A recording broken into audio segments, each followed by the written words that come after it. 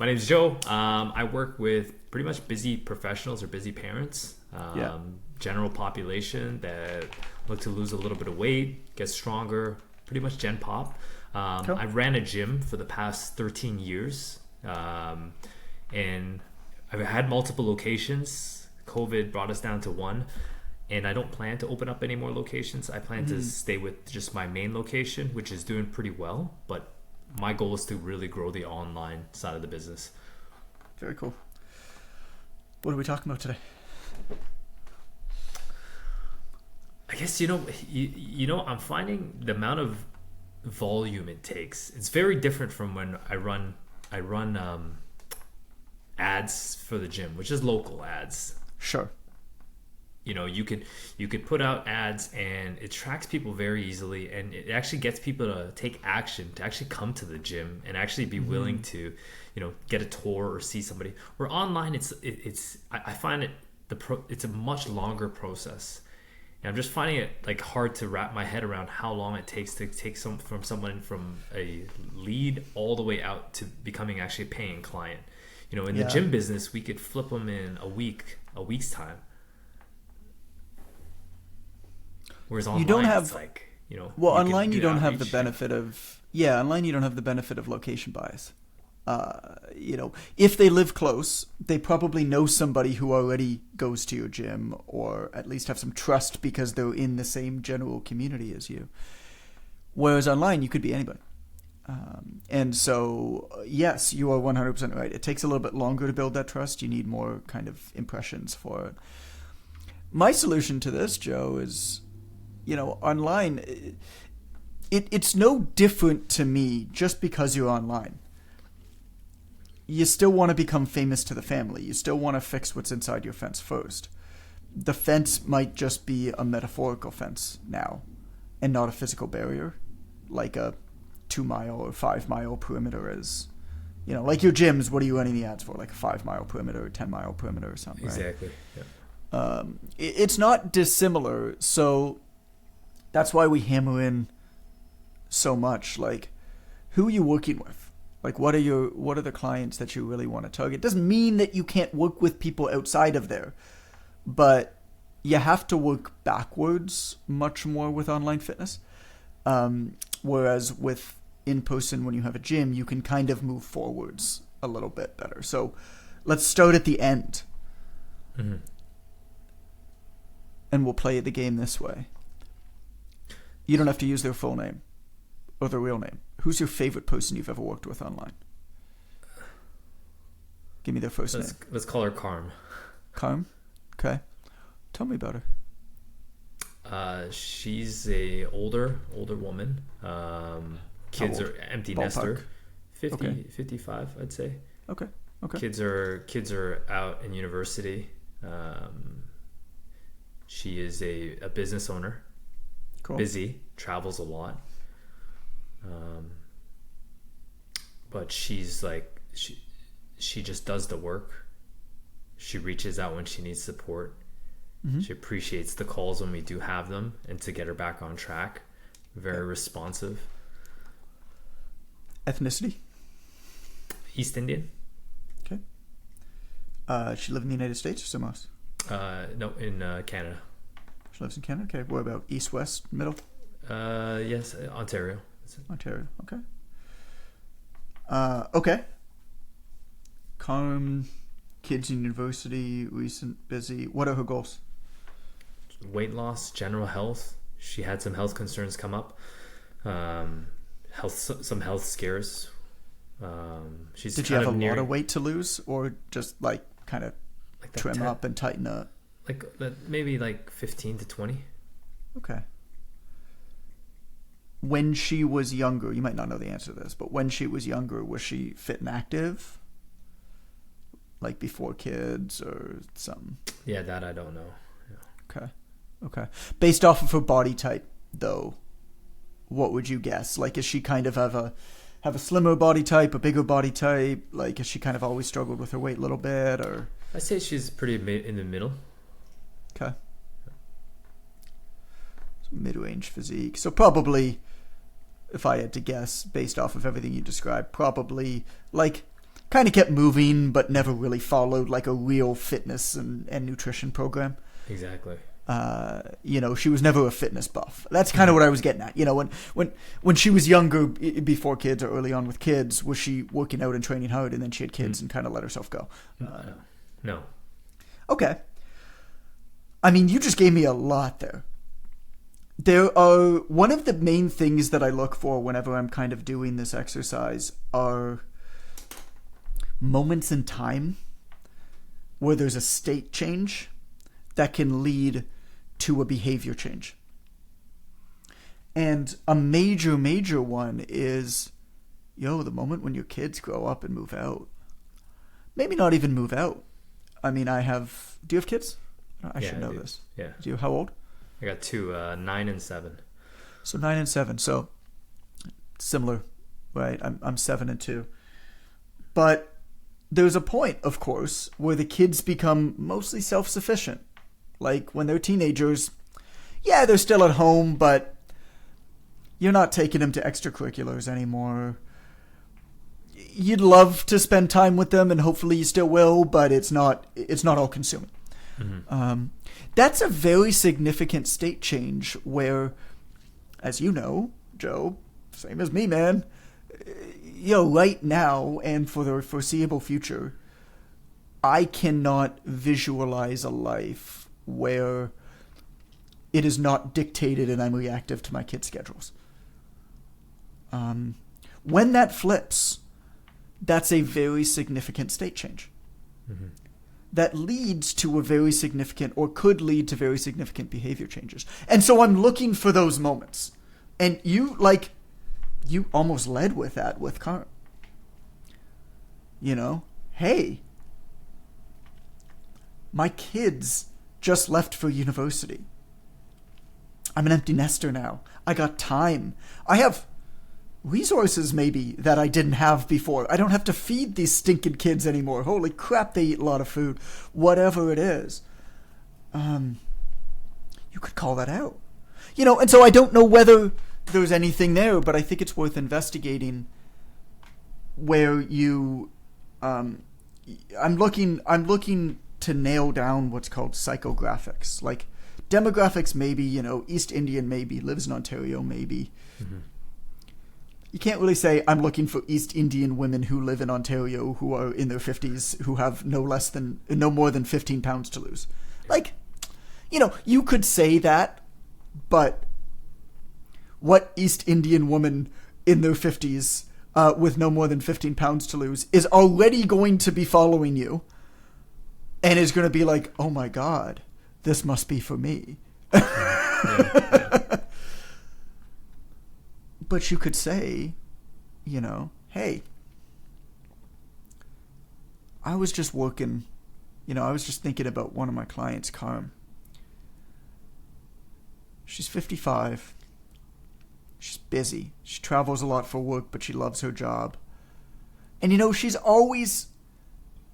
never been out of shape, but she's always had a bit of a hard time just kind of getting to the point where she never really had the time and capacity to, because her kids were still at home, but her kids just moved away to university, and we were able to really work together and help her lose those 15 pounds and trim up and feel great. And I don't know if this resonated with you, give me a shout. Maybe we could work together. Sending ads like that, you could be the physique coach for, I don't know what the words would be, but like, you could be the physique coach for men and women who have just had their kids move out of the house or something. Yeah. Almost blessed with time, like you're almost like newfound gift with the gift of time, with just the newfound. Yeah, there's a lot there. I mean, there's a lot of time sitting there at night when you're so tired, and your kids have worn you out or whatever, lovingly, but like your kids have worn you out and you're looking in the mirror or you're in the shower or whatever you're doing and you're thinking, man, when that day comes, I can't wait to get back into blah, blah, blah, blah, blah. You can enter in at that conversation. And the nice thing about that, I've never thought about this market before, but I actually really like this market because it becomes aspirational. And I think the best businesses are ones where people who aren't ready to work with you for whatever reason yet aspire to and look forward to work with you when that time comes. Mm-hmm. And you can also even center it around your marketing. Like, that university has 2 semesters that start. You can do your promos when the university kids, a couple weeks before the university kids are going. Yeah. Hey, if your kids are going to university for the first time and you're ready to finally get your fitness back on track, give me a shout. Let's chat about how you can start the day that your kids leave. That's pretty cool. Yeah. And then you can send ads with that, but then of course you are not competing with general fitness ads. What you're doing is you can target the ads in a very specific amount of time, or to go live at a specific time and call out a specific person. And that system then, with advertisements, you basically need something that's repeatable so you can test them. Yeah. And you need times that repeat, or else you can't rely on the results of them. I don't know. How's that land? I never thought about this market before, but I like it. Yeah. How's it feel to you? Yeah, it's a really good. Like the more I'm talking and speaking out loud, it just makes more sense. They're at a place in their lives where they're pretty established. They got money. They got capital. Yeah, they have time. I used to think I liked busy moms, but like there's always the issue of kids coming up. Either they got sick, sure. the kids' activities, and I know, and probably all their activities take up so much time. And there's always something it's almost their opt out, I find. It's not that I don't like working with them, and I try to work around those challenges, but it's an easy opt out. My kids are going through this, so I have to stop. There's always something. It's hard. It's very, very difficult, especially when there's young children, especially when there's multiple young children not always this way, but usually the mother, even if the mother works full-time and is the breadwinner, is still the primary caregiver. I'm not saying that that's fair. It's just kind of the way that it is. Mm-hmm. Not always, but often. And so it's very, very difficult in that situation to, do something that is by definition intense and out of your comfort zone in order to change and transform when you're already doing all that other stuff. It's hard. It's really, really hard.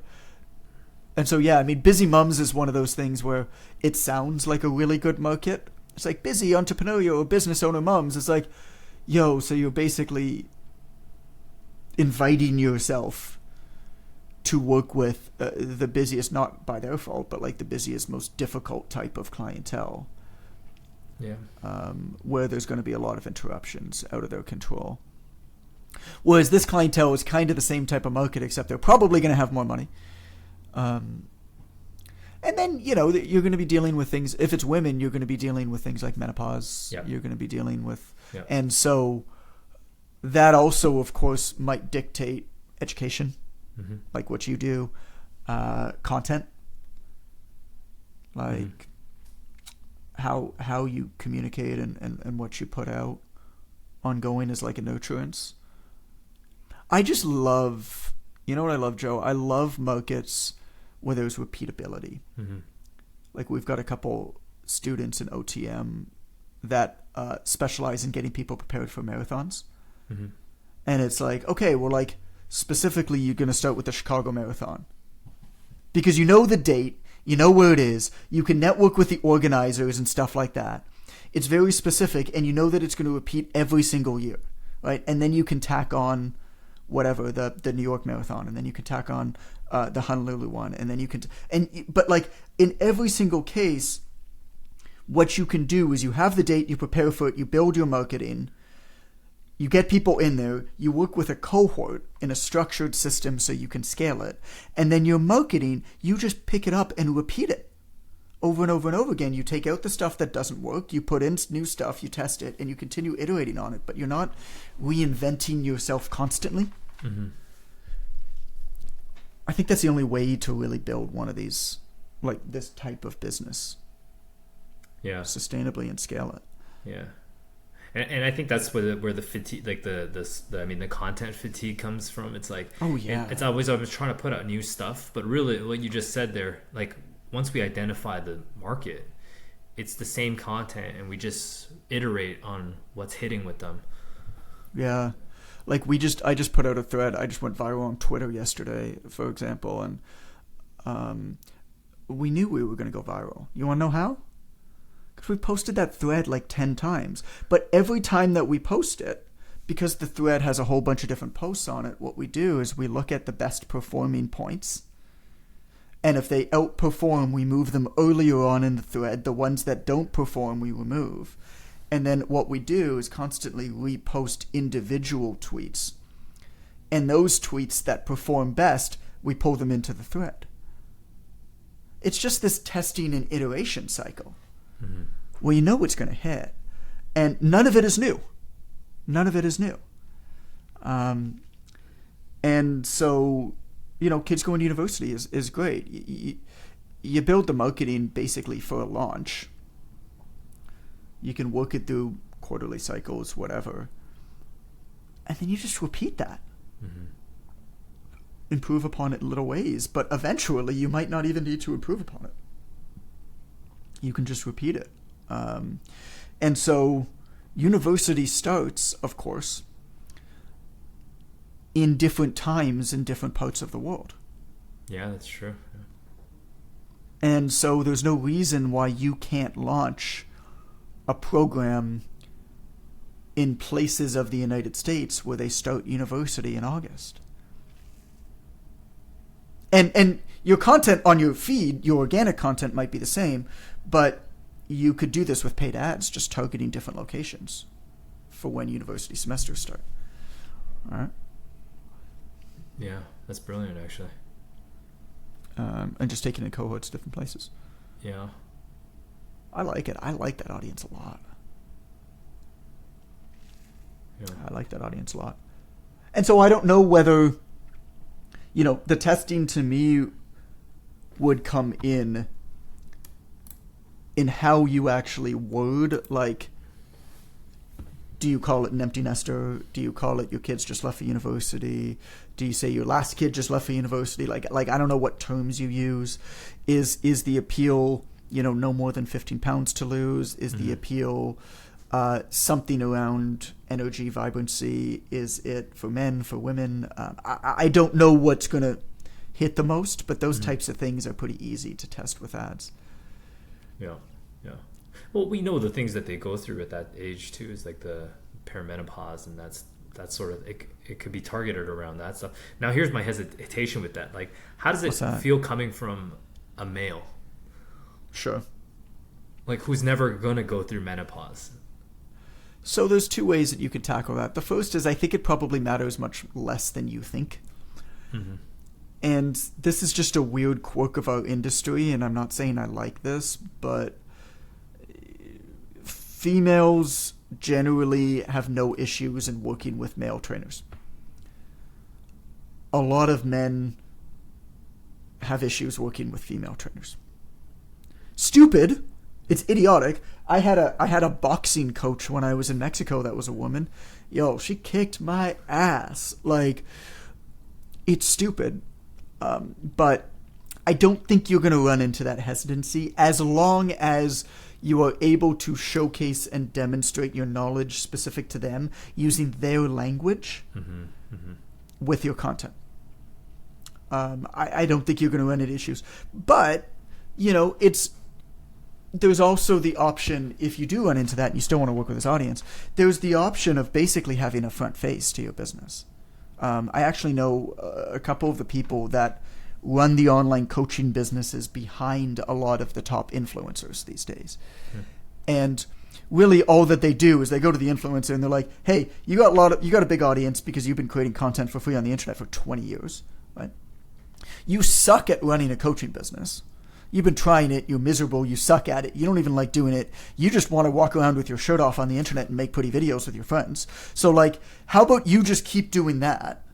You give us 50% of all of the proceeds of the coaching business. We run this coaching business start to finish. Yeah.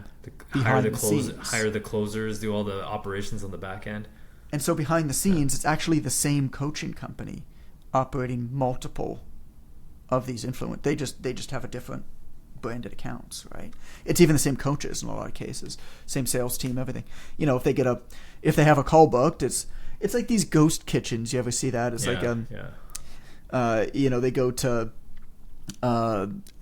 Jimmy's Mexican place and they're like, well, nobody's going on Uber Eats and being like, I want Mexican food. People are like, I want a burrito. And so they start a ghost brand on Uber Eats and they call it like, I love burritos, or like beautiful burritos. Yeah. And all you can order is a burrito, and then that order comes in. It still goes to Jimmy's Mexican shop. Jimmy's Mexican shop in their point of sale system just says that it's an order from beautiful burritos. Yeah. And they know to put it in that bag.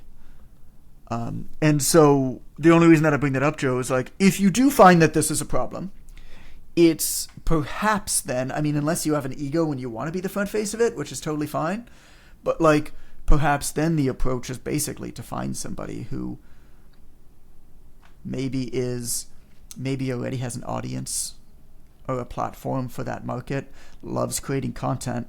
I mean, it's pretty easy to see. It's like, clearly you don't know anything about business. Like a lot of these people who have these big fitness accounts, it's like, clearly you know nothing about how to actually train people and serve customers, but you're good at creating an audience.